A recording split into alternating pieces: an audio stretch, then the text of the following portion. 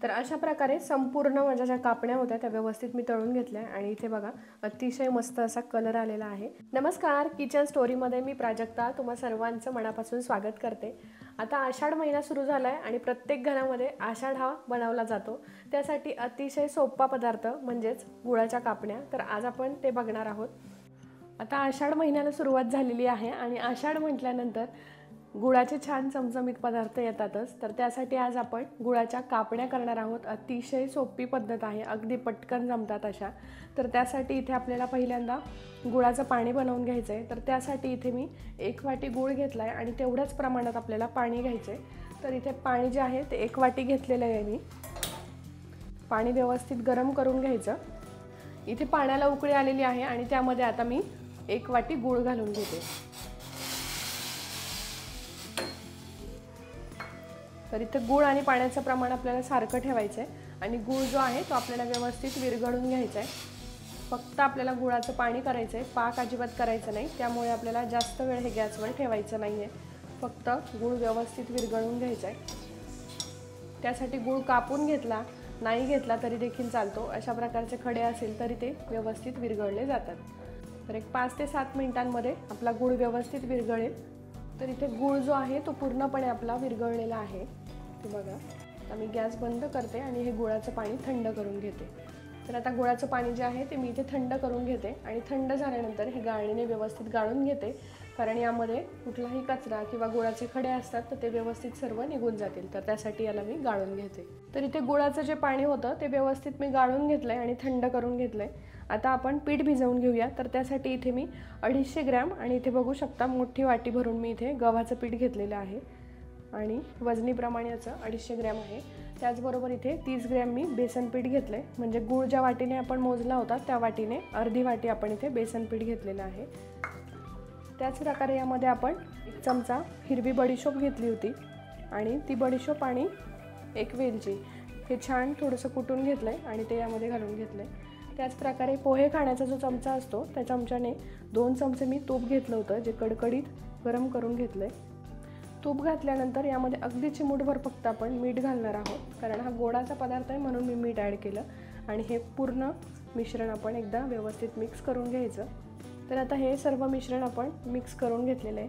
आता थोडं थोडं करून आपल्याला यामध्ये गुळाचं पाणी जे आपण बनवून घेतलं होतं ते ॲड करून घ्यायचं आहे। आता गुळाच्या पाण्यामध्येच आपण बडीशोप किंवा वेलची पावडर टाकू शकतो, पण काय होतं जेव्हा आपण गुळाचं पाणी पुन्हा एकदा गाळून घेतो तर गाळल्यानंतर ते सर्व निघून जातं। त्यामुळे मी इथे पिठामध्येच डायरेक्ट घालून घेतलं आहे, ज्यामुळे त्याचा सुगंध छान येईल। पीठ अगदी थोडं थोडं करून आपल्याला मिक्स करून घ्यायचं आहे, एकदम जास्त पाणी जे आहे ते ॲड करायचं नाही। तर अशा पद्धतीने थोडं थोडंसं आपण पाणी घालून याचा गोळा मळून घेऊया।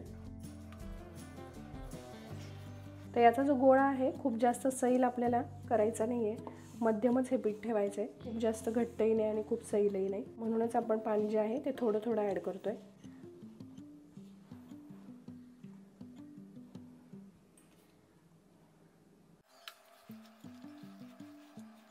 तर इथे अशा प्रकारे आपला पिठाचा जो गोळा आहे तो बनून तयार झालेला आहे। खूप जास्त घट्टही नाही आणि सैल तर अजिबात नाही आहे, व्यवस्थित असा मध्यम जसं आपल्याला पाहिजे त्या पद्धतीने पीठ जे आहे ते तयार झालं आहे। तर आता 10 मिनिटांसाठी हे पीठ आपण व्यवस्थित भिजू देऊ।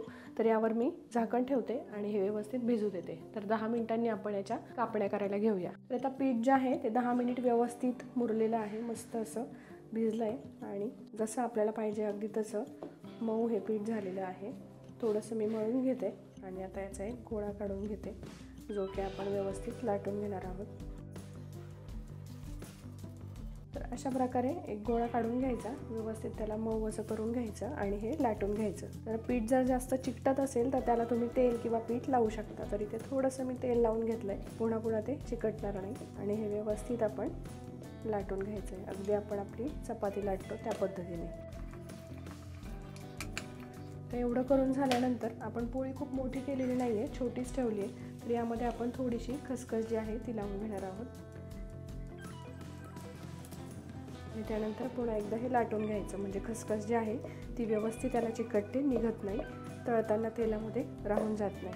अशाच पद्धतीने दुसऱ्या साईडने आपण थोडीशी खसखस लावून घेऊया आणि तेही आपण व्यवस्थित लाटून घ्यायचं आहे। रेसिपी अतिशय सोपी आहे करायलाही खूप पटकन होते. आणि आता आषाढ महिना म्हटल्यानंतर नैवेद्याला आपल्याला आषाढ तळावाच लागतो. तर त्यासाठी अचूक प्रमाण आणि योग्य रेसिपी आहे. नक्की तुम्ही ट्राय करा. चॅनलवर नवीन असाल तर सबस्क्राईब करायलाही विसरू नका. तर अशा प्रकारे जितकं पातळ आपल्याला हे लाटता येईल तितक्या प्रमाणात आपण पातळ हे लाटून घ्यायचं. आणि आता आपण कापण्या कापून घेऊया. हे लाटून झालेलं आहे. पहिल्यांदा आपण साईडच्या ज्या कडा आहेत त्या काढून घेऊया.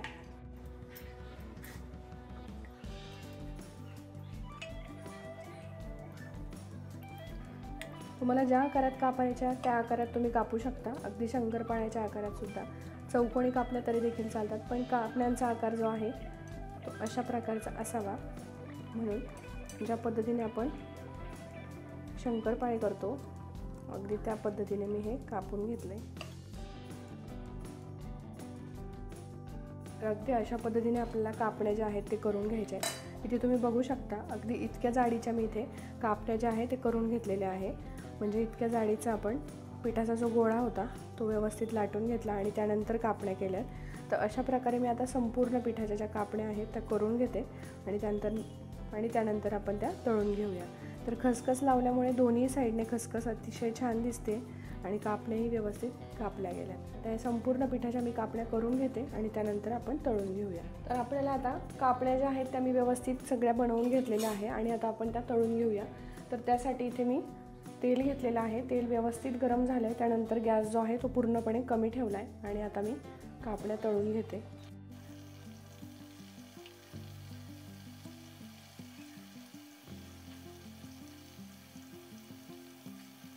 तर अशा प्रकारे कमी गॅसवर आपल्याला कापण्या ज्या आहेत त्या व्यवस्थित तळून घ्यायच्या आहेत. तर गॅस मी इथे थोडासा मध्यम करते फक्त आणि हे व्यवस्थित आता आपण तळून घ्यायचं आहे.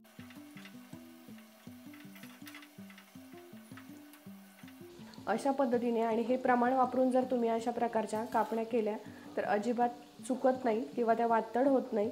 अतिशय व्यवस्थित छान राहतात. अगदी महिनाभरही या कापण्या ज्या आहेत त्या व्यवस्थित प्रवासात आपण कुठे जाणार असेल आणि तर घेऊन जायचं असेल तर अतिशय उत्तम हा पदार्थ आहे. नक्की तुम्ही बनवून बघा.